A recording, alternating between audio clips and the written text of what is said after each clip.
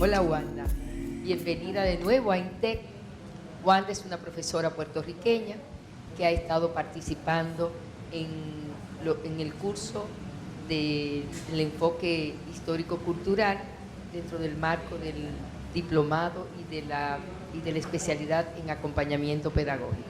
Se menosprecia un poco la teoría porque se encuentra que es muy conceptual, que nada tiene que ver con la práctica, pero la teoría y la práctica guardan una relación dialéctica y dinámica entre sí. Así es que todo lo que tú haces está sustentado sobre un conocimiento, sobre unos sistemas de creencia y de valores que a veces no hacemos explícitos.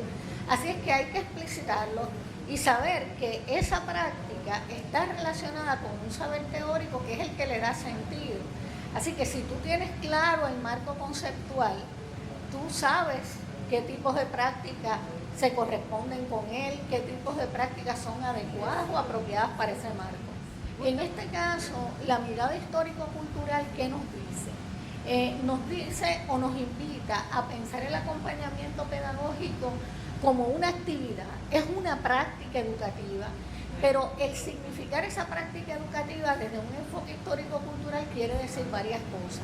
Quiere decir, primero, que hay que reconocer que toda práctica está situada histórica y culturalmente. Está situada históricamente porque ocurre en un tiempo y en un espacio. La educación en esta época no es como era la educación 50 años atrás y es diferente de la que va a ser de aquí a 20 años. Cuando nosotros, ¿verdad?, en nuestra época de formación inicial, se pensaba como en la educación como una gran igualadora, que iba a ser automáticamente casi la clave de la movilidad social. Eso en estos momentos se está dificultando. Hay gente con mucha preparación y con precariedad de empleo, que tiene que ver con toda la estructuración económica a nivel global. Entonces es importante entender cuáles son los fines y las metas de la educación en un tiempo histórico particular. Después hay que entender que ese tiempo histórico implica unas mediaciones culturales que son distintas. En esta época, las nuevas tecnologías de la información y la comunicación marcan un ritmo distinto al ritmo de la pizarra, la velocidad con que se dan los cambios, la velocidad con la que se tiene el acceso a la información, las formas de relación, las comunidades virtuales, comunidades de aprendizaje, los grupos de chat, los blogs, todo eso abre dimensiones nuevas al aprendizaje. Y además de una mediación cultural que nos da herramientas, artefactos y nos da sistemas de signos, hay en el enfoque histórico-cultural la convención de que esta actividad humana que está mediada y que está históricamente situada, la realizamos los seres humanos en interacción en conjunto. Y esa interacción implica modos de conversación, modos de negociar ideas, modos de compartir ideas, modos de colaborar. Cada vez es más necesaria la colaboración para enfrentar la complejidad de los problemas a los que estamos expuestos cada día. La indagación dialéctica es un concepto que acuña Gordon Wells, que es un autor que suscribe la perspectiva histórico-cultural. La indagación implica cuestionamiento de lo evidente. El concepto en realidad es muy parecido al de problematización que manejaba Paulo Freire, donde Paulo Freire lo que invitaba era a que cuestionáramos lo que parecía evidente y tratáramos de entender qué hay detrás de esas cosas que nos parecen incuestionables, ¿verdad? Pero usualmente en la escuela se plantea el conocimiento sin interrogar su fuente, cuál es el origen de ese conocimiento, cómo llegamos a compartirlo, por qué en un momento dado se destacan unas visiones y no se le da tanta importancia a otras visiones. Entonces, Pablo Freire hablaba de la pedagogía de la pregunta. O sea, tenemos que levantar preguntas, pero preguntas con sentido, ¿no? No preguntas que sean fáciles de contestar como cuántos y qué, sino preguntas que nos lleven al fondo como cómo y por qué. Tú te refieres a preguntas abiertas, ¿como qué tipo? ¿Cuáles serían esas? Preguntas, es que yo no me voy a conformar con una respuesta a una pregunta, sino que tu respuesta me va a generar. Me va a ser, hablaba Freire de temas generadores, ¿verdad? Claro, va a ser generadora de otros temas que nos van a permitir un análisis a mayor profundidad. Y sobre todo un diálogo que no parte de prejuicios, que yo creo que es algo muy valioso, sino que tú estás indagando sobre las creencias que tiene el otro. Y eso yo creo que ha sido un aporte muy valioso, sobre todo para lo que acompañamos a docente. El asunto de indagar y no enjuiciar. Y de ver que es posible en esa indagación, estamos dentro de una relación de comunidad, en este caso de aprendizaje. ¿Cómo en esa indagación el que acompaña tiene que tomar en cuenta ese contexto? Hay varios contextos que son importantes y que forman un sistema. ¿Qué es lo que eso quiere decir? Que estos contextos están en relación y que ninguno de ellos por sí solo explica la práctica educativa, ¿verdad? Y lo que se puede hacer para transformar esa práctica implica la consideración simultánea de esos sistemas en movimiento. Y esto es algo que yo creo que el diplomado ha priorizado. Los primeros módulos van a trabajar con el sujeto, porque es el sujeto, sus sistemas de creencias, sus sistemas de valores, quien tiene que iniciar una reflexión y una autoevaluación sobre su persona, porque su persona en este caso también es instrumento, ¿verdad?, de cambio. Así que ese primer contexto del sujeto, entonces hay que relacionarlo con el contexto segundo, que es la familia, según un modelo que ha desarrollado en México un autor que se llama Jacob. Es importante porque el sujeto para empezar, se origina en una familia, se origina en los modos de crianza de esa familia, se relaciona con una familia y eventualmente forma una familia. Entonces, toda ese conjunto de relaciones está no en el ambiente del sujeto, ha sido interiorizado por el sujeto y está en todas sus actividades. Así es que ese lado emocional y cognitivo que está en la persona es el resultado, en cierto sentido, ¿verdad?, no únicamente, pero en buena parte de esas relaciones familiares. Y esas relaciones van a afectar su gestión, su accionar. Ese contexto de familia, entonces, en el caso de los docentes y del acompañamiento, interacciona con un tercer contexto que es la escuela misma. Pero en este caso lo interesante es que todos estos contextos, y los dos que faltan, los estamos observando en el acompañante y el acompañado. O sea que estos contextos entonces son contextos múltiples en interacción. El cuarto contexto es la comunidad en general, ya no la institución escolar, sino donde esa escuela está ubicada. O sea, no es lo mismo una escuela en un barrio afluente con muchísimos recursos que una escuela en un barrio marginal.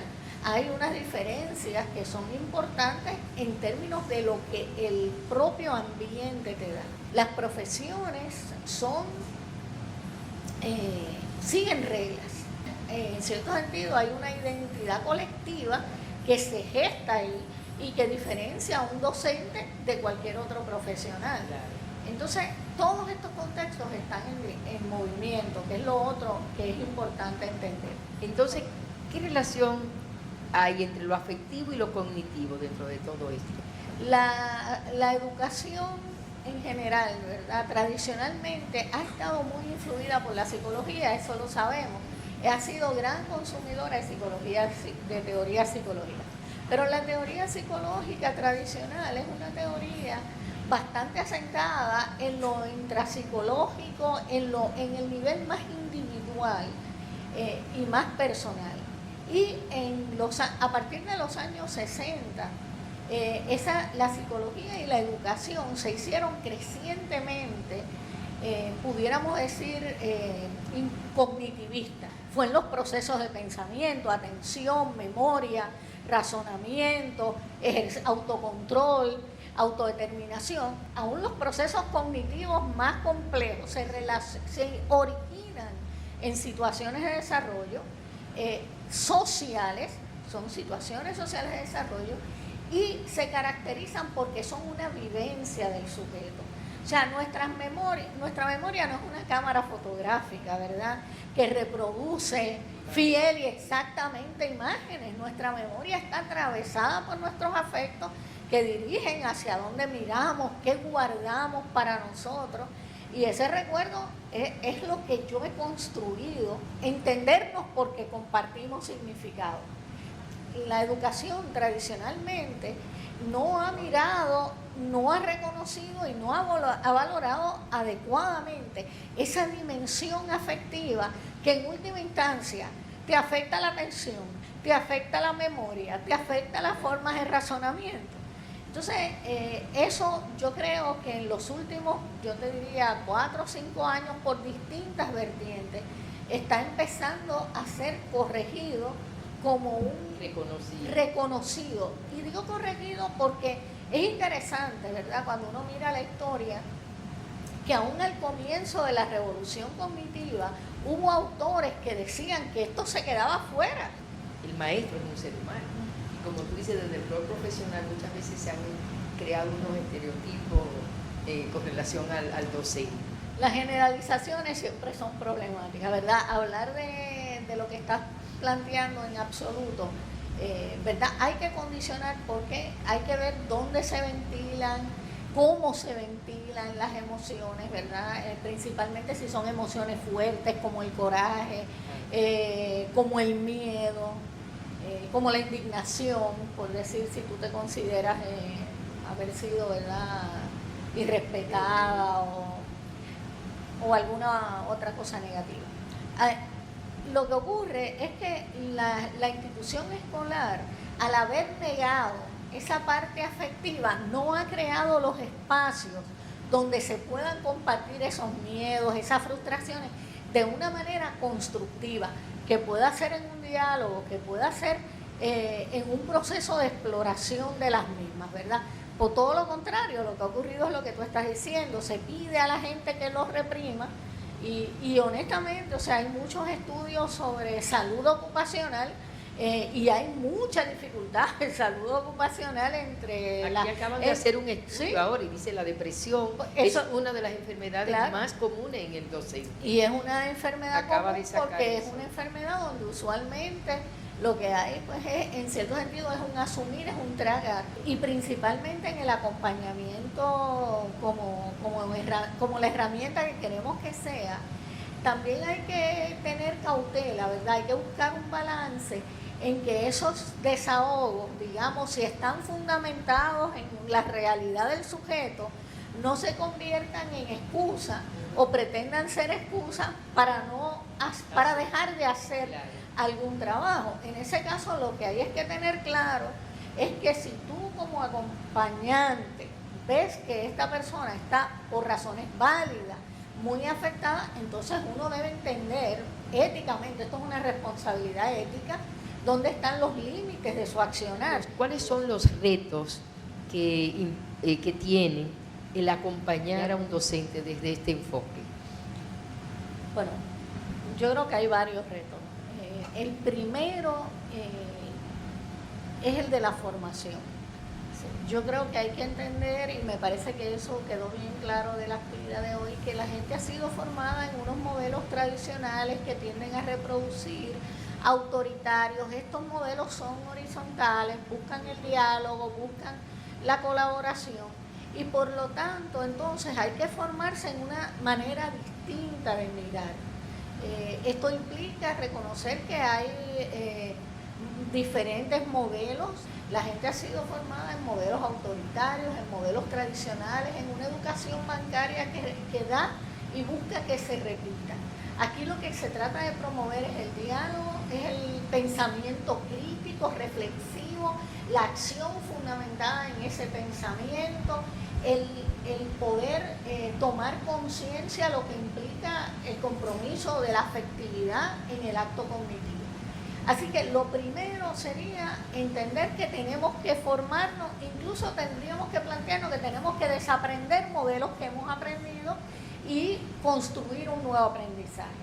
Ese nuevo aprendizaje es tanto conceptual como en términos de estrategias. Las estrategias van a ser distintas porque ya dijimos que hay una relación entre el marco conceptual y la estrategia. Es el reconocer que aunque yo me forme y me transforme como sujeto de la educación, eso no quiere decir que yo voy a operar mágicamente un cambio en todos los contextos de actividad, porque esos contextos están atravesados por dinámicas económicas, políticas, ideológicas y de alta complejidad social.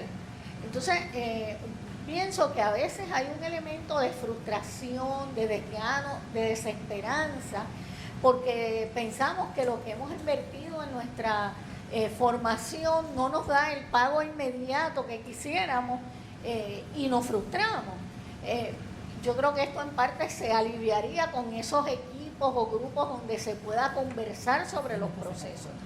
Pero la finalidad última también debe ser comprender que nosotros somos un agente también contenido en un medio y que por lo tanto los límites, nuestra acción tiene límites y tiene constricciones y que hay veces en que usted puede poner su mejor empeño, pero si la institución para la que usted trabaja, si la sociedad en la que se inscribe esa institución no están sincronizadas, pues va a haber dificultades. Lo que ocurre en este caso es que la comunidad profesional, en cierto sentido, antecede a la comunidad de aprendizaje porque ustedes están trabajando con personas que ya están ejerciendo en las aulas. Es decir, son profesionales, pasaron por un proceso de formación, están empleados en instituciones, siguen reglas, es decir, son comunidades de práctica que ya están ejerciendo. Ahora, son comunidades de práctica que están ejerciendo, pero que a la misma vez se convierten en comunidades de aprendizaje para adquirir conocimientos y destrezas que le permitan transformar su propia comunidad de práctica. Gracias, Wanda, por este diálogo y por todas estas orientaciones que nos ha brindado. Y gracias por compartir con nosotros este espacio de formación con los docentes dominicanos. Como siempre, un gusto estar aquí.